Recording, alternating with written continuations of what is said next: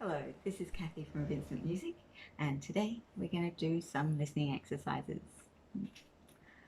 I'm going to talk a little bit about solfa, and we'll do some interval recognition. Solfa, as you probably know from The Sound of Music, is a lovely way of singing the scale with these beautiful syllables. Do, re, mi, fa, sol, la, ti, do, do. And they're nicer to sing than normal note names because firstly, F is horrible to sing. F, that one's no good.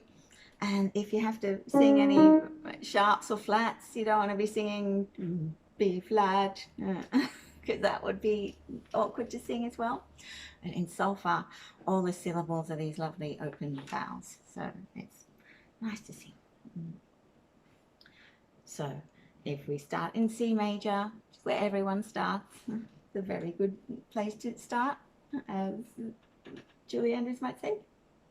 So C is do, D is re, E is mi, and F is fa, and G is so. Do, re, mi, fa, sol, do. If you want to get up to your piano and have a sing or a hum, that would be cool.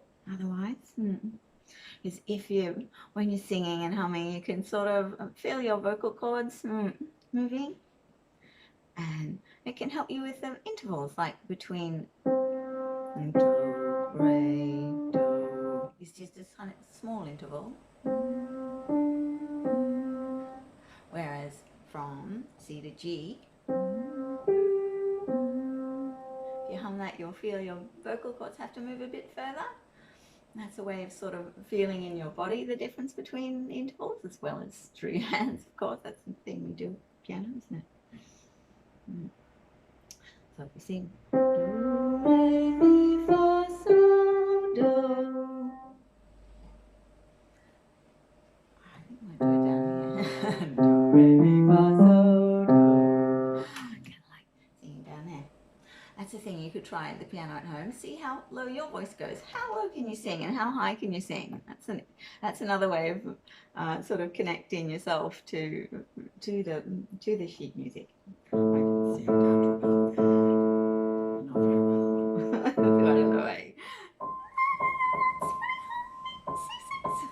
But it doesn't sound very good. But if I can hum a note, I know it's somewhere between there. So it sort of helps me find things.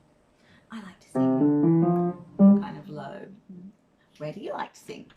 Have a go. So, you practice it a few times, get it into our head. Do, re, mi, fa, sol, fa, mi, re, do, sol, do. Do, re, do. Do, re, mi, do. Oh, that sounded like Frere Jacques, didn't it? Do, re, mi, do. It can sometimes help to think of a different, the beginning of a song. It can help you recognize an interval. Frere. If it sounds like the beginning of Frere Jacques, that's a major second. From C to D, which is a whole tone. And, we should do the song. Do, which is do, re, mi, do, mi, do, mi. So how about, I'll sing it through a few times, and then I'll play a note, and you tell me if you can tell which one it is. So, do, re, mi, fa, sol, do.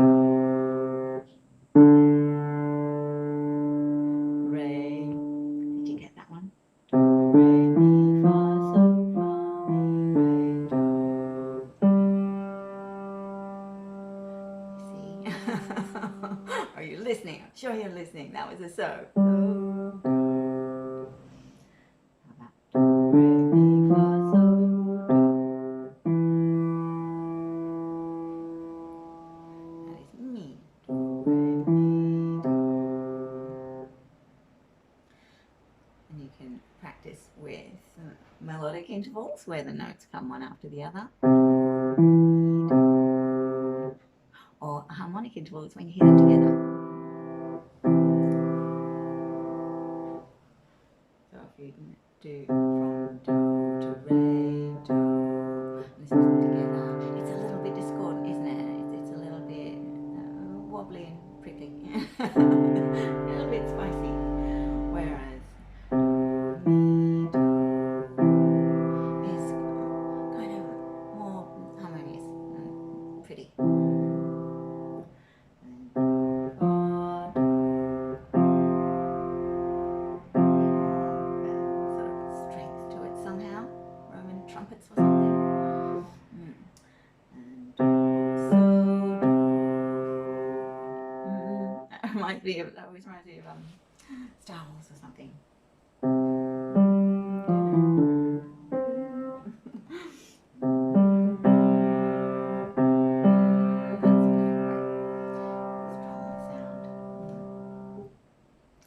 So I'll give you a few intervals, first melodic and then harmonic, and see if you can guess which one it is.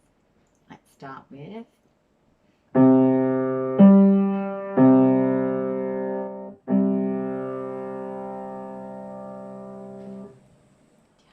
did you find it at your piano? That was a fifth. How about this one? It's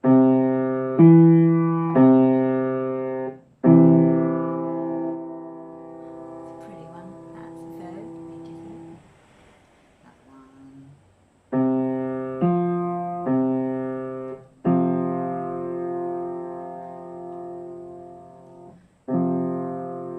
That's a fourth.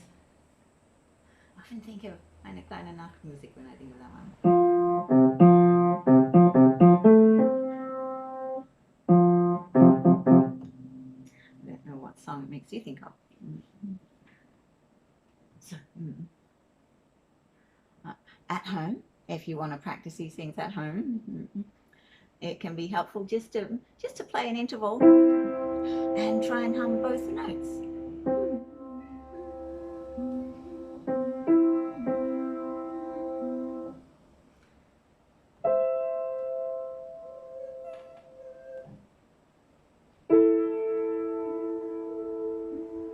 See if you can pick out both notes. Or if you want to trick yourself, try using two different hands. Trick a random interval. Oops, I missed. That's third. Yes, oh, I got the C and E. But, you know, because if you use one hand, you can feel if you use the same hand. If you try and sort of randomize it a bit, you can test yourself and see if you recognize the intervals. And can be quite fun, or if you get someone else to do it for you. See if you can recognize all the intervals in solfa. And it will be very useful for if you ever want to do an exam, or just for working out songs. If you wanted to work out some, like Happy Birthday, everyone knows how to sing it, not many people know how to play it. But if you listen to the intervals, you can work it out. Piano, it'll be fun. Or say your favourite Christmas carol is Good King Wenceslas. Listen for the intervals in the song. Good King, that's a fifth. Good King Wenceslas. That's a major second there.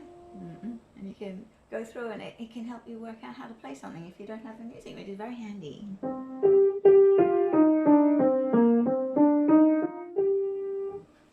And you can sight sing once you get good at it, which is quite handy.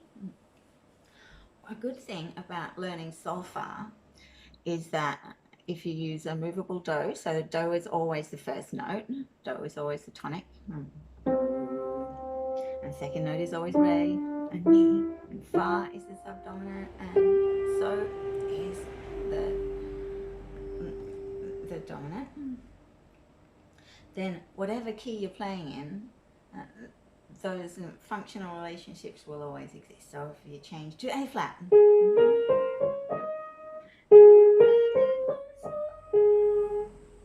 you can translate a song into any key if you know the do and the so in each key. You're just playing the same intervals, but starting in a different spot, and it gives you a greater understanding of how what the music is doing too, like the underlying chords and harmonies.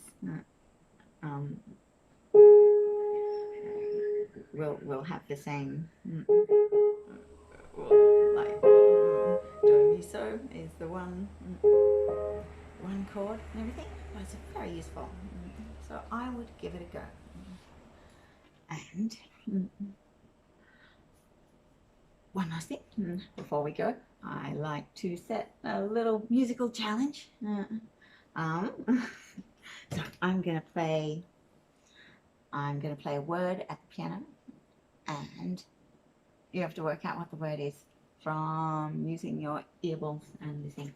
So I'm gonna hide behind this book, and the musical word is going to be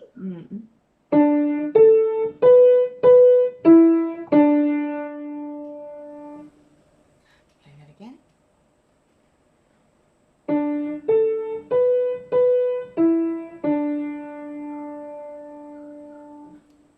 What did that spell out? Just in normal letters, not in solver. So when you work it out, please tell me, and have fun listening. Cool. See you around.